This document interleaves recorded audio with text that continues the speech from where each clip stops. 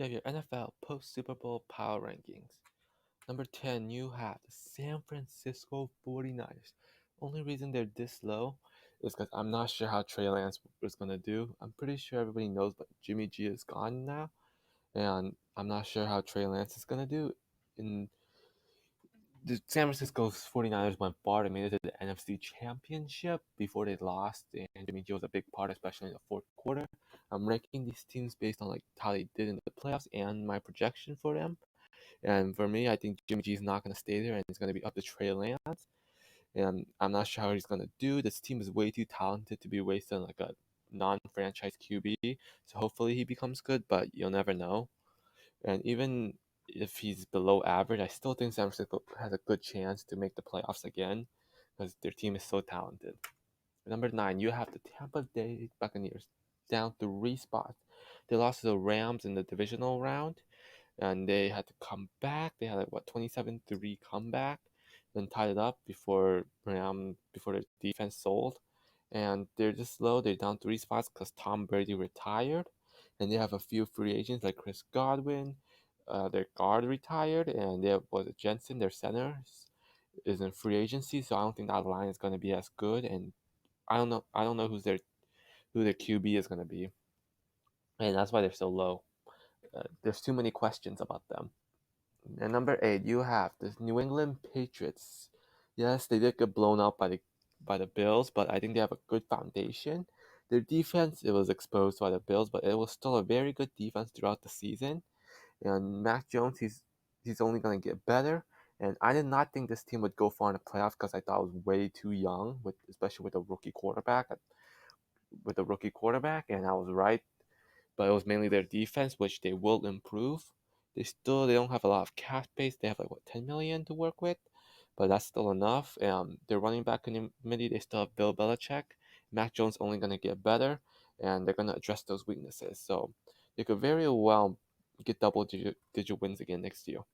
Number 7, I have the Green Bay Packers down 6 spots. They lost in the divisional round to the 49ers. Their special team sold, but the offense could not get going. They had great first drive, and it's just whatever that offense was for the rest of the quarter. Their defense actually did well, but special teams was horrible. And they dropped 6 spots because Aaron Rodgers, he might come back, he might not. I don't know about that, but they still have a few free agents, like their wide receivers. They have Devontae Adams and Lazard are both going to free agencies.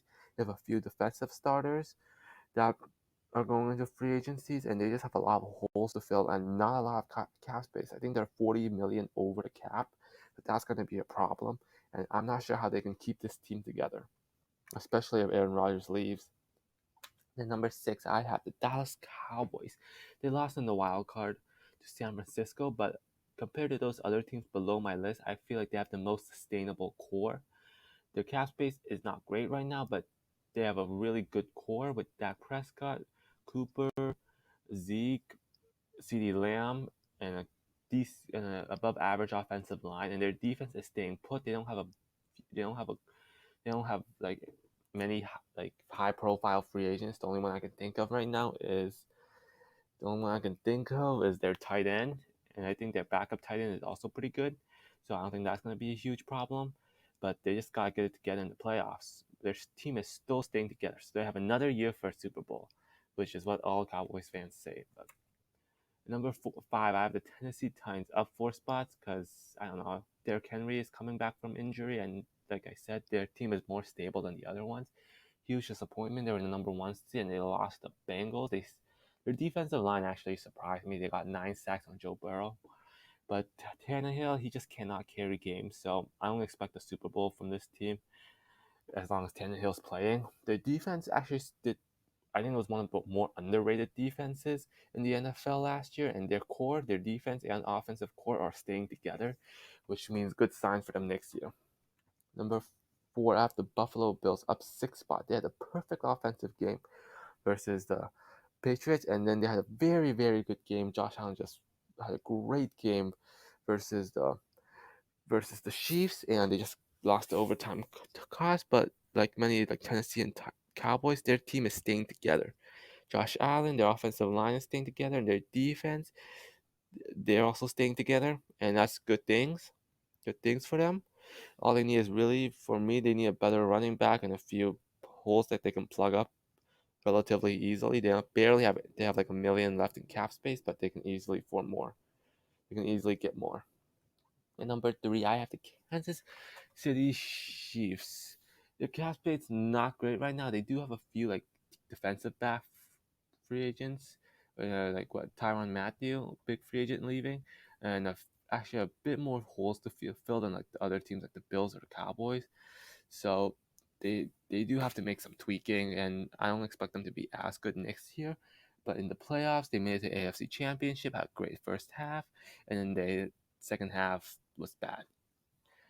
And I feel like they can still keep their nucleus together, especially on offense, and that would definitely benefit them. But things, I'm not sure how much more time they have to win a second Super Bowl ring. And number two, you have the Cincinnati Bengals, the Super Bowl, the AFC champions. Yeah, they were underdog. They were underdog. They beat the Raiders, then the Titans, then the Chiefs, and before they lost the Rams. What really impressed me is Joe Burrow. He would play lights out in the playoffs, and then the last couple of weeks of the season, uh, they don't have many free agents leaving, and they have like a ton of cap space, like 30 or 40 million in cap space. They can easily sign a bunch of people and look for another Super Bowl next year. Their offense already is great. Their playmakers are great. It's just their offensive line. And for me, their defense was actually underrated, and they did great in the playoffs though. And all they need is a few holes, and they should be good. Teams that dropped out, Arizona Cardinals, they had that Kyler Murray situation right now, and they're just second half collapses. And they don't have many pricey free agents. They do have Chandler Jones, but I feel like they can replace him with somebody younger. So they might make it in the playoffs next year, but I'm not sure how good their coach is, and they just extended him to like 2027. So I'm not sure. I think they're just holding on to something that's lost. Number one, you have the Los Angeles Rams, Super Bowl winners, beat the Bengals. Thing is, I'm not sure how long they can sustain that. They don't have any first round picks, and they have lots of superstars that I'm not sure how long they're gonna stay. They're like over the cap right now, and a couple of free agents leaving, like Miller and Odell. And I'm not sure. I'd say they might get 1 or 2 more years at the Super Bowl, but not much after that. Their cap space is not great. They don't have a ton of draft picks, and I'm not sure how long they can keep their team together. But for right now, they're the Super Bowl champs and number one on this power ranking. They have an NFL post Super Bowl power rankings.